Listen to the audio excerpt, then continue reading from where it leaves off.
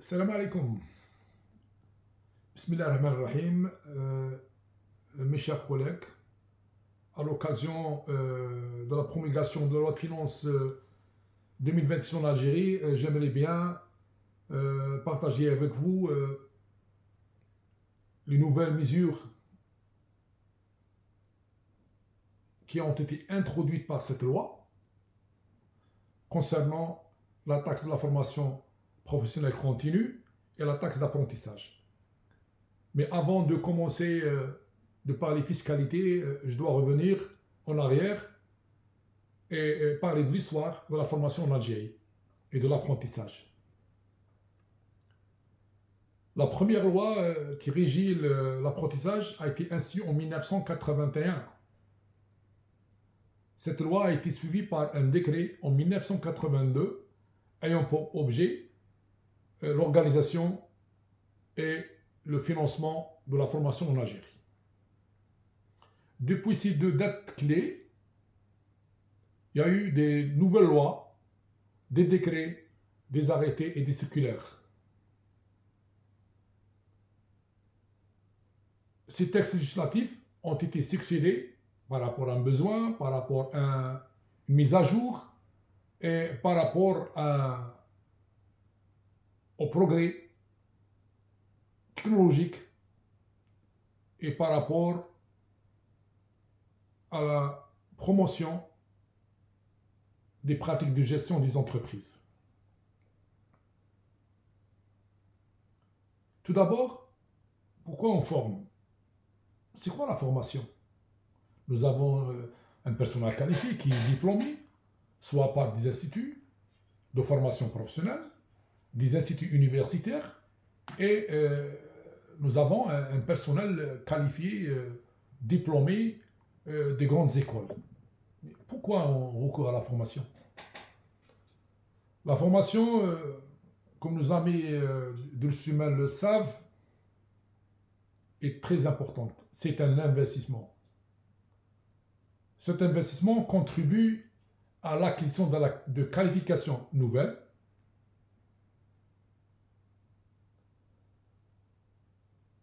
contribue à l'acquisition de qualifications pratiques,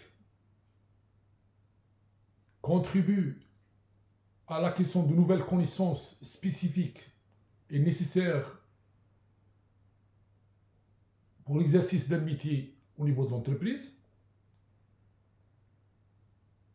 et assure un développement durable de la ressource humaine mis en place pour le fonctionnement de l'entreprise.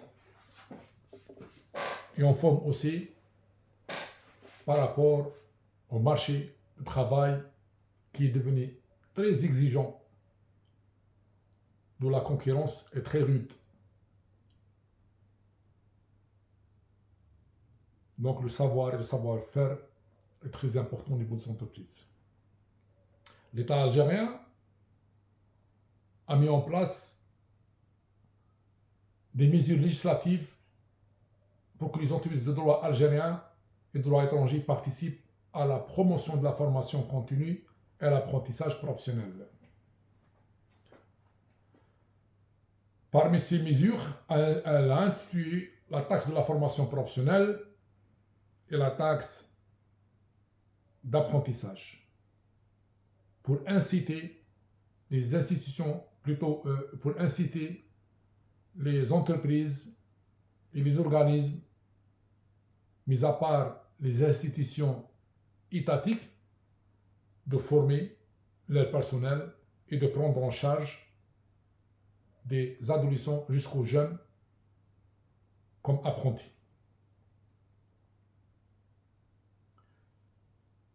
Parmi les nouvelles lois qui ont été instituées pour assurer le développement de la formation et la promotion de la formation, la création des fonds de développement de l'apprentissage et de la formation professionnelle, qu'on l'appelle par abréviation le FNAC. Le FNAC est un organisme public à caractère spécifique créé par un décret exécutif en 1998 et placé sous l'égide du ministère de la formation professionnelle. Il a la personnalité morale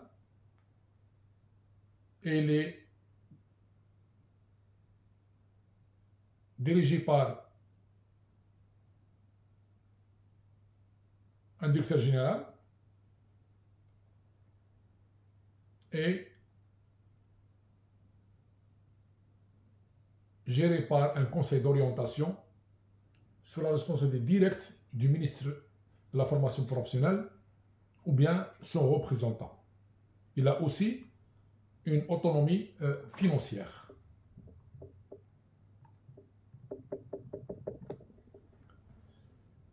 Donc, à l'exception des institutions d'administration publique, quels sont les organismes qui sont concernés par la formation? Sont concernés donc par la formation professionnelle continue et l'apprentissage, les personnes morales de droit algérien, les personnes physiques et morales établies au domicile en Algérie, les personnes physiques et morales non résidentes en Algérie, intervenant par le biais d'un établissement stable, conformément aux conventions fiscales bilatérales. Sont aussi concernés par la formation les commerçants exerçant une activité artisanale.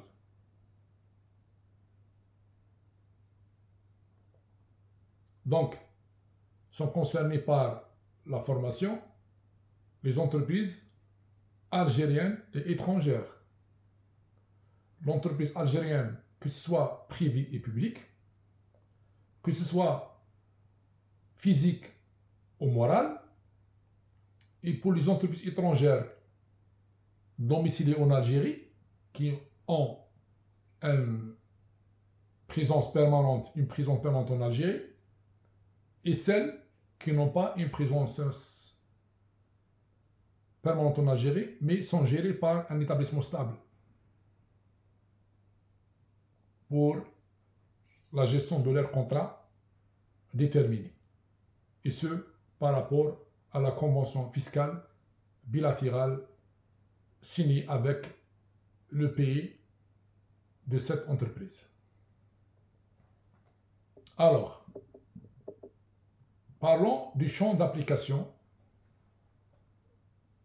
par rapport à la loi ou bien le code des impôts directs et taxes assimilées, et notamment son article 96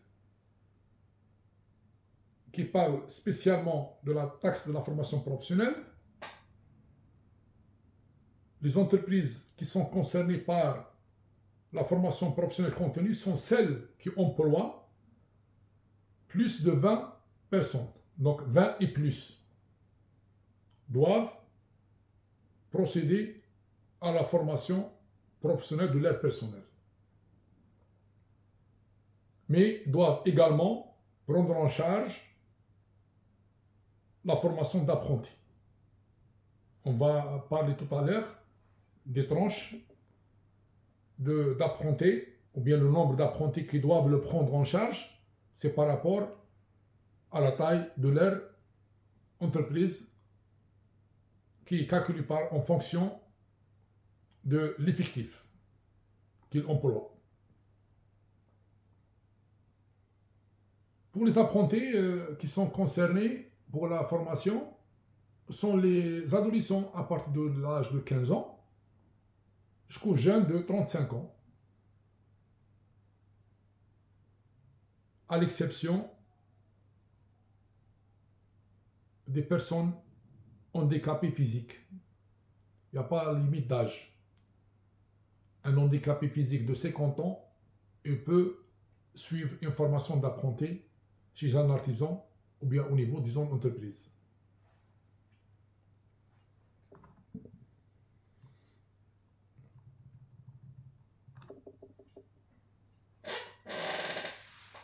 Maintenant, on parle de la taxe de la formation professionnelle. comment est calculé, sur quelle base on est taxé. La taxe de la formation professionnelle est calculée par rapport à 1% de la masse salariale brute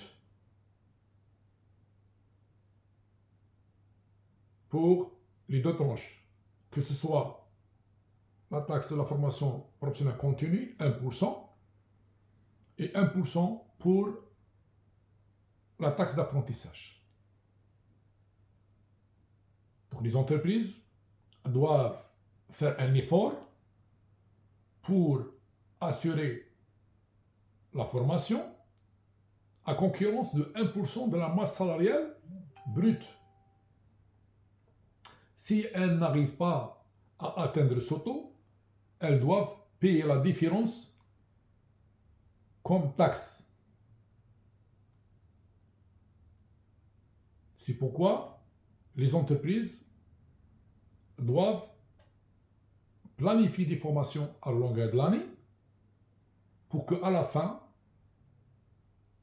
arrivent à atteindre le taux de 1% consacré à la formation, qui est calculé de 1% de la taxe de formation de la masse salariale brute. Avant 2025, plutôt 2026, c'était un paiement annuel, mais à partir de 2026, ça sera trimestriel. Donc, dans l'année, l'entreprise est amenée à payer 2 fois si elle n'arrive pas à atteindre le taux de 1% pour la formation de la taxe de la formation professionnelle continue et 1% pour la taxe d'apprentissage. C'est quoi la masse salariale? La masse salariale est la base de calcul qui est constituée de l'ensemble des rémunérations brutes versées aux employés. Pour les comptables connaissent le compte 63, et c'est ce compte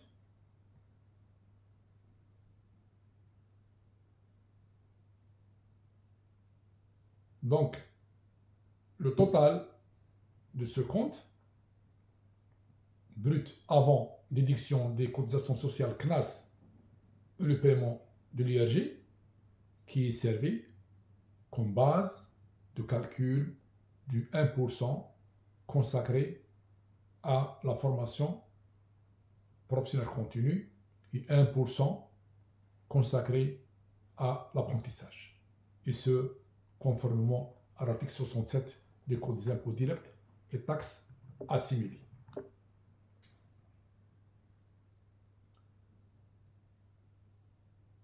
Toujours on parle de la taxe. Si l'entreprise a atteint le 1%, elle ne paye pas. Si elle n'a pas assuré la formation, elle paye la totalité de 1%.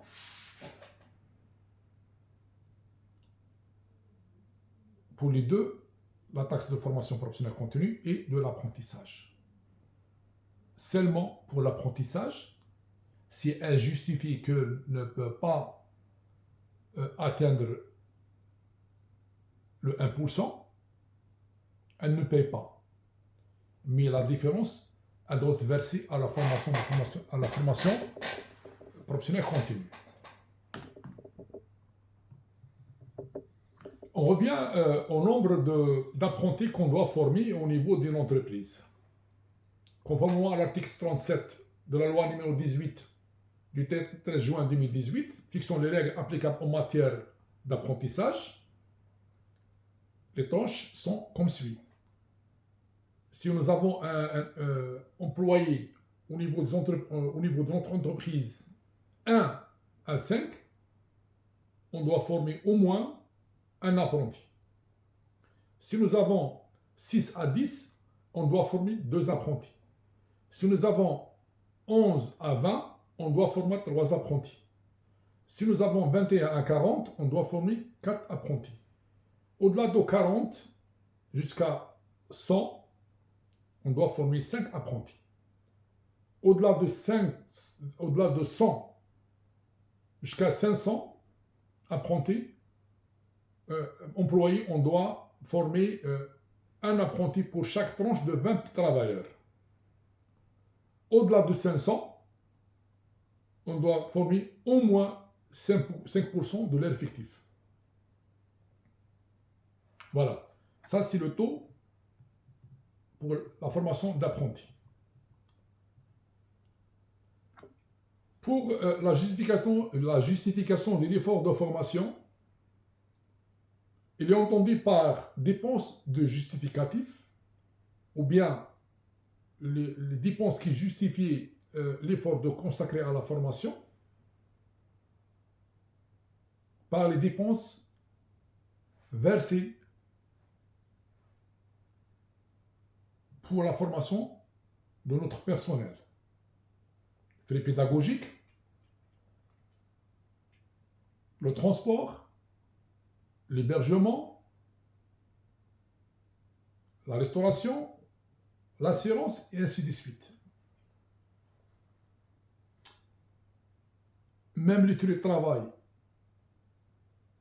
destinés à la formation sont concernés. Donc, toutes les dépenses liées à la formation sont énumérées, listées, justifiées et présentées à la direction de la formation de Willer pour avoir l'attestation d'effort. Et même si on atteint 1% ou bien plus de 1%, on doit déclarer au fisc que nous avons atteint le 1% et on ne paye pas. Si on n'arrive pas à atteindre les 1%, on doit payer la différence. On va avec l'attestation d'effort, on la joint avec la déclaration et on paie la différence. Il est aussi pour l'apprentissage, on doit lister toutes les dépenses, y compris même les matériaux, ou bien la matière première, ou bien les fournitures utilisées pour la formation des apprentis. Elle est calculée comme dépense et entrée dans le montant de l'effort de la formation. Il est aussi valable pour les étudiants universitaires. Seulement, on doit ajouter pour 2026 les indemnités versées aux employés de l'entreprise qui sont versés dans des centres de formation professionnelle. D'après au niveau établissement public de formation, et on leur verse des indemnités. Ces indemnités sont calculées comme effort par rapport à l'aspect technique qu'ils donnent à la formation. Donc, l'entreprise est récompensée. On leur ajoute aux formations ou bien aux dépenses ces indemnités. Nous avons, par exemple, 1% de formation pour la taxe de formation professionnelle, et nous avons atteint les 1%. Et nous avons 1% pour l'apprentissage, mais malheureusement, nous n'arrivons pas à atteindre les 1%, pour une raison ou pour une autre.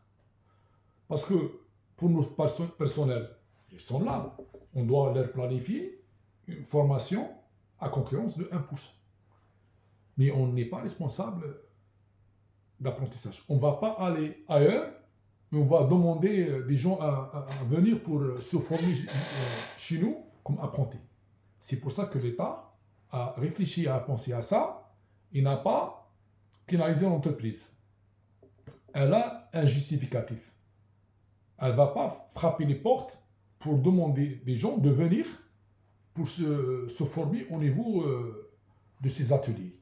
C'est pourquoi elle est épargnée du paiement de de la totalité des 1%. Seulement, cet écart, on doit le combler par la formation continue de notre personnel.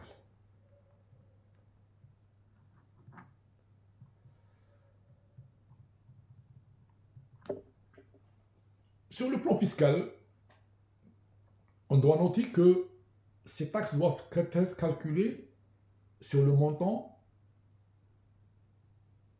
TTC. La formation n'est pas considérée comme une activité principale de l'entreprise. C'est pourquoi elle est comptabilisée comme charge en TTC.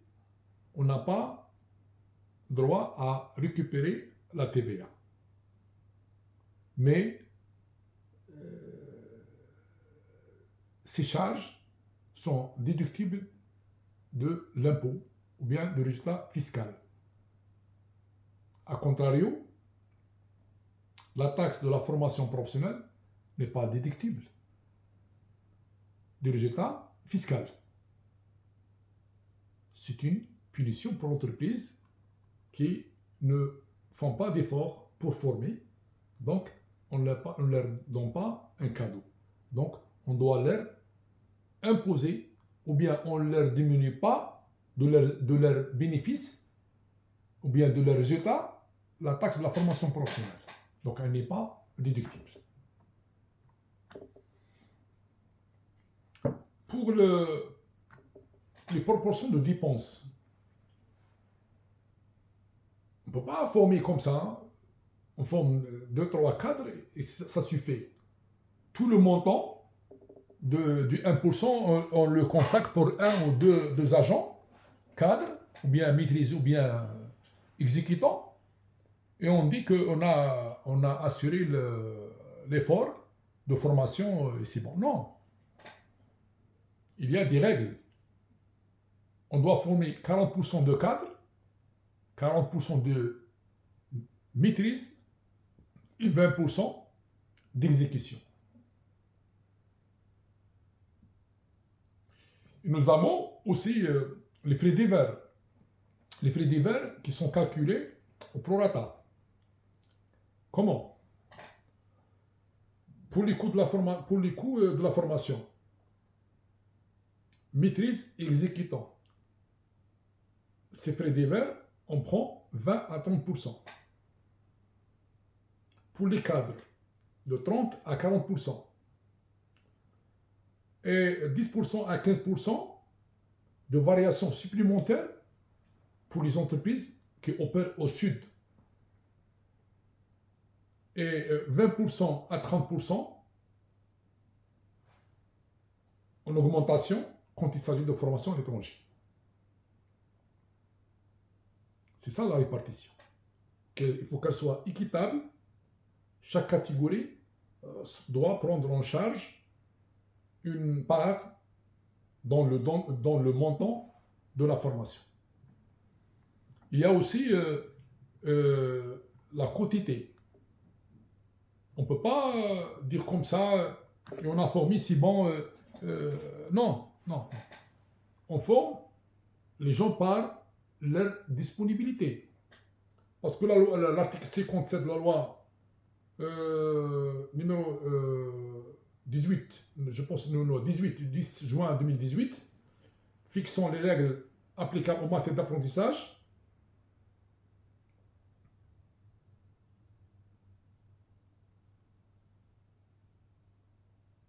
qui parle de l'apprentissage,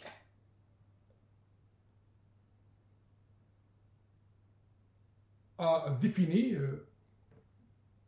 le fonctionnement ou bien la participation des parts et d'autres, les taxes, plutôt les pré-salaires qui sont payés par les centres de formation et d'autre part les salaires supportés par les entreprises. Donc pour les entreprises qui payent les apprentis sont celles qui emploient de 1 à 20 travailleurs.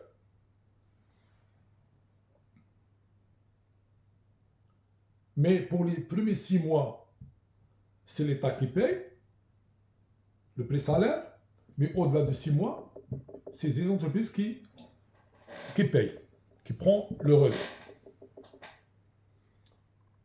Mais pour les entreprises qui emploient plus de 20 travailleurs, c'est eux qui assurent un pré-salaire progressif, indexé au SMIC. Et le centre de formation professionnelle n'a rien à payer. Seulement, pour les assurances sociales, les assurances contre les accidents de travail, les allocations familiales, le versement forfaitaire sur les salaires, le pré-salaire, c'est le centre de formation qui le paye. Parce qu'il est formé au niveau du centre et c'est lui qui assure cet apprenti. Et là, c'est le contrat d'apprentissage signé par les 3 parties, l'employeur, le centre de formation et l'apprenti qui le définit. Donc les entreprises sont responsables uniquement pour le paiement ou bien le versement du pré-salaire. Et je répète, sont les entreprises qui emploient de 1 à 20 travailleurs prennent en charge le pré-salaire à partir du 7e mois. Donc les premiers 6 mois, c'est l'entreprise, c'est le centre de formation qui prend en charge. Mais pour les entreprises qui emploient plus de 20 personnes, ils prennent en charge le versement du pré-salaire à partir du premier mois, jusqu'à la fin de la formation. Voilà. On parle de l'exclusion de la formation. La loi garantit la formation pour tout le monde. Seulement, il y a des exceptions. Il y a des gens qui sont interdits de l'apprentissage. Parce que la formation, c'est un métier noble et on doit le préserver. C'est pourquoi que les gens qui sont condamnés pour un crime ou un délit, ou bien pour atteinte aux mœurs, sont exclus de l'apprentissage. Et même les gens qui sont condamnés par un emprisonnement de 3 mois, ou plus pour un vol, ou extorsion de fonds, ou bien escroquerie, un abus de confiance, ou pour infraction à la législation en vigueur. Voilà.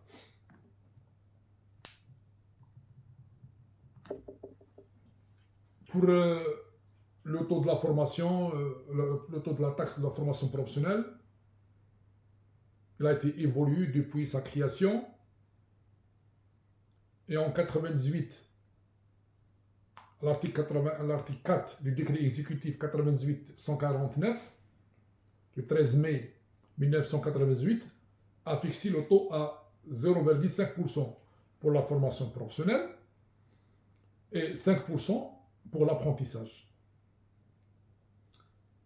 Et depuis 2009, l'article 2 du décret exécutif du 24 août 2009 a relevé ce taux à 1% pour la formation professionnelle continue et 1% pour la taxe d'apprentissage.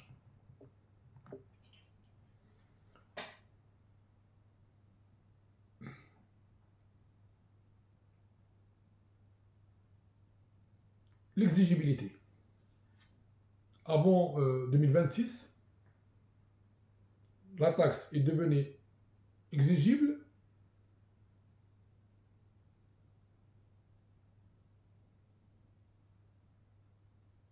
dès lors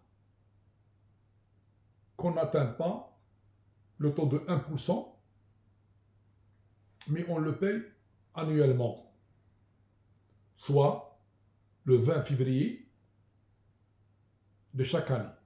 Par exemple, la taxe de la formation professionnelle de l'exercice 2025, on doit la payer avant le 20 février 2026.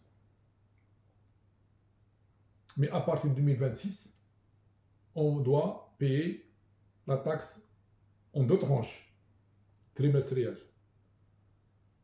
du janvier au 30 juin et du 1er juillet au 31 décembre.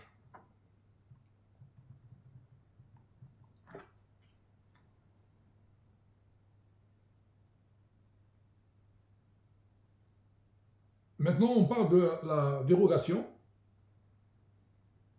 Si on n'arrive pas à atteindre 1% pour la formation d'apprenti, c'est la formation continue qui prend en charge cette part qui n'est pas utilisée.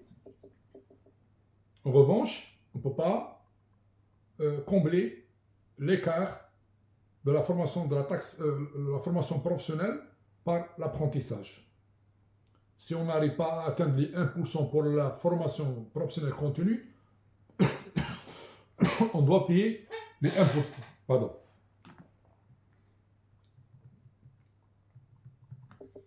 Comment on paye la taxe de la formation professionnelle?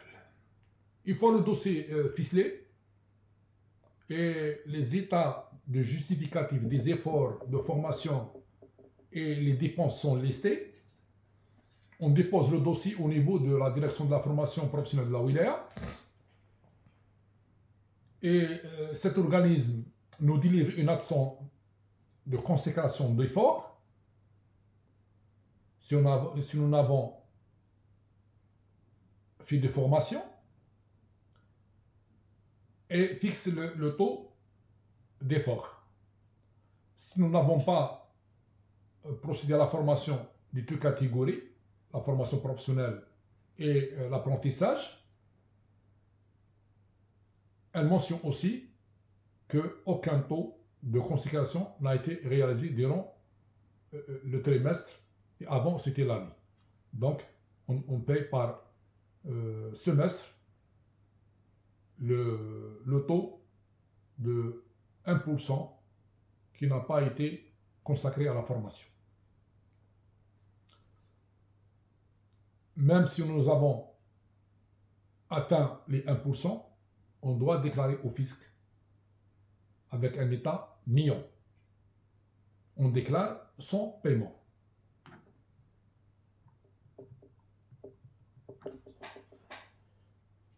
J'ai dit tout à l'heure que les dépenses sont calculées en TTC. Et même si on est exonéré de certains impôts par rapport à d'autres avantages, on est obligé de procéder à la formation et de régler la taxe de la formation professionnelle.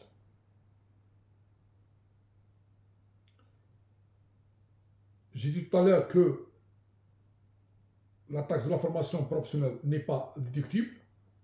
A contrario, les charges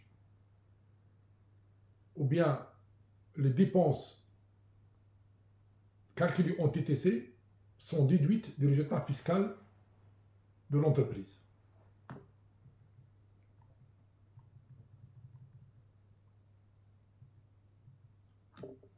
Il y a aussi un point important qu'on doit le signaler, c'est par rapport aux catégories de formation que nous avons évoquées tout à l'heure.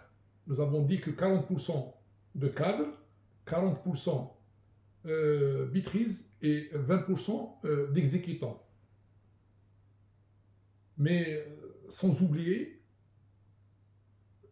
la présence de la personne qu'on doit former, sa disponibilité durant l'année, sa contribution à la valeur ajoutée, sa contribution à la production, on doit le tenir en compte.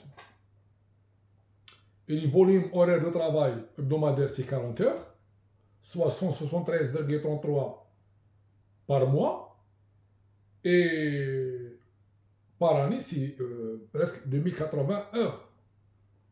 Donc, sur les 2080 heures contribuées comme effort au niveau de l'entreprise, nous avons droit à 1% consacré à la formation. Donc nous avons deux paramètres. Le premier paramètre, c'est les pourcentages par catégorie socio-professionnelle, cadre, maîtrise, exécutant. Et le deuxième paramètre, c'est les quotités. C'est le taux de participation à la vie de l'entreprise durant un exercice. Et cette participation est calculée par rapport au volume d'heures. Et après, on calcule homme-jour contribué à l'activité ou bien l'exploitation durant une année. Les entreprises qui ne payent pas de la taxe professionnelle, ou bien qui retardent, ou bien celles qui ne produisent pas la déclaration, sont amenées à payer une pénalité. Donc le contribuable qui n'a pas souscrit la déclaration prévue à l'article 196 du Code des impôts directs et taxes assimilées, et après l'expiration du délai imparti, sa cotisation est augmentée. Il paye 10% si le retard n'excède pas un mois. Il paye 20% lorsque le retard excède un mois et n'excède pas 2 mois. Il paye 27% du taux lorsque le retard excède 2 mois. Toutefois, lorsque cette déclaration ne donne pas lieu au paiement de droits, donc la première tranche, c'est pour les gens qui ont une taxe à payer. Mais même si tu n'as pas un paiement, tu n'as pas droit au paiement, mais on va vous appliquer une amende fiscale qui est classique comme suit. 2500 dinars lorsque le retard est égal ou inférieur à un mois, 5000 dinars lorsque le retard est supérieur à un mois et inférieur à 2 mois, et 10 000 dinars lorsque le retard est supérieur à 2 mois.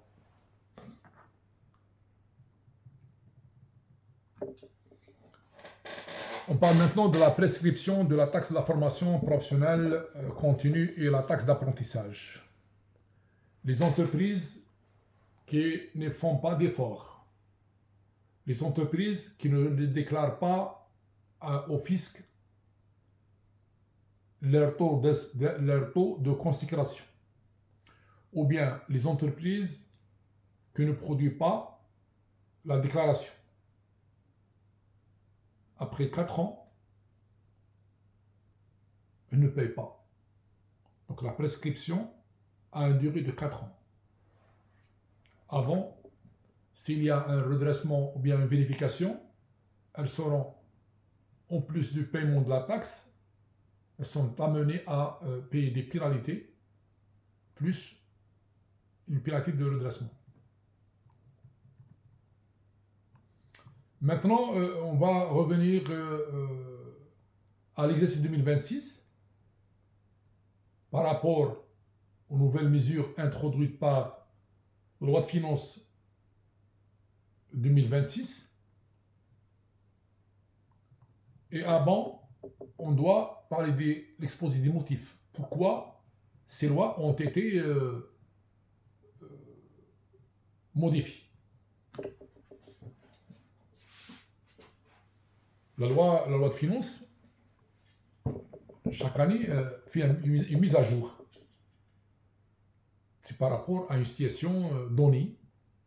Il y a des spécialistes au niveau du fisc qui étudient sur place l'évolution des taxes. Ils font des analyses et parfois ils trouvent des difficultés. Ils essayent d'atténuer ou bien de régler ces problèmes. C'est pour ça qu'ils recourent à l'abrogation des textes, ou bien à la modification, ou bien au complément de certains articles du Code des impôts de l'État algérien.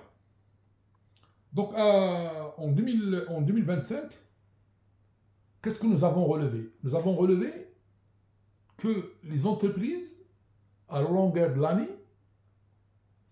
font ralentir les formations. À la fin, quand ils font des calculs, ils trouvent qu'il y a un montant important qui n'a pas été couvert par la formation. Donc, ils commencent à courir derrière les institutions de formation pour leur assurer des formations. Qu'est-ce que nous avons trouvé? Nous avons trouvé une situation de saturation au niveau de ces centres. Donc, cette situation, un cri, un bruit, et engendre des difficultés pour les centres de formation. L'État a pensé à partager en deux exercices, en deux semestres. Au lieu de payer une année, on doit payer par trimestre. Pourquoi? Pour que les entreprises font des formations en premier semestre et d'autres en deuxième semestre et vont équilibrer le temps de la participation des formations, ce qui est normal pour que les entreprises n'attendent pas la dernière heure et procèdent à la formation. C'est une idée bien pensée et je pense qu'on va régler ce problème. Seulement, il y a un petit souci pour la périodicité. Avant, on paye le 20 février, c'était 50 jours. En 2026, non, c'est 20 jours. C'est le 31 juin, on termine le premier semestre, on doit payer, on doit déclarer la taxe, on dépose plutôt le dossier au niveau de l'administration qui est la direction de la formation professionnelle de la WILEA, avoir la taxation, déclarer et payer. C'est un délai très court. Et pour le deuxième trimestre, idem. On paye le 20 janvier 2027. C'est un délai très court. Donc les entreprises doivent être au rendez-vous.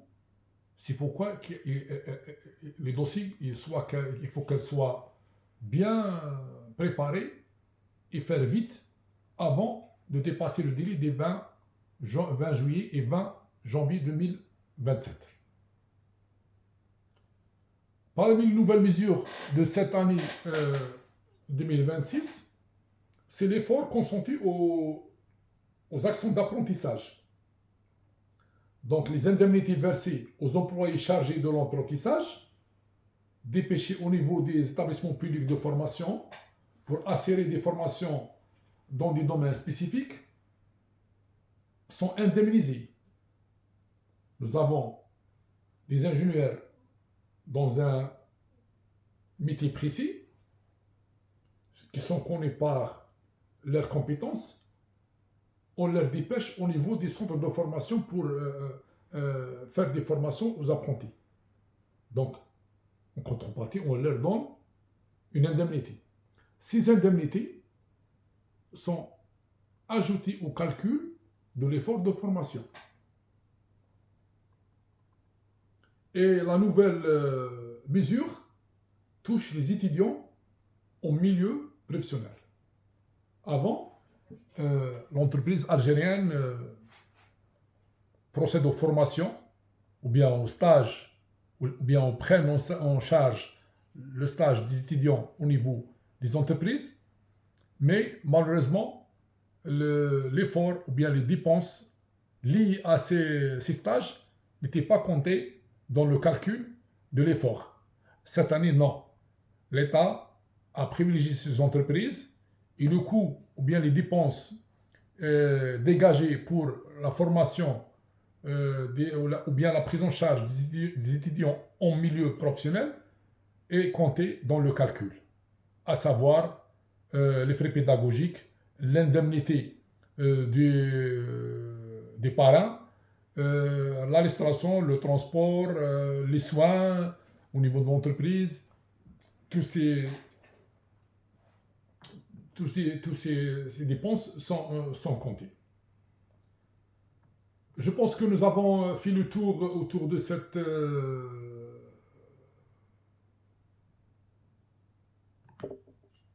catégorie de taxes. Et j'espère que j'ai bien répondu à vos préoccupations.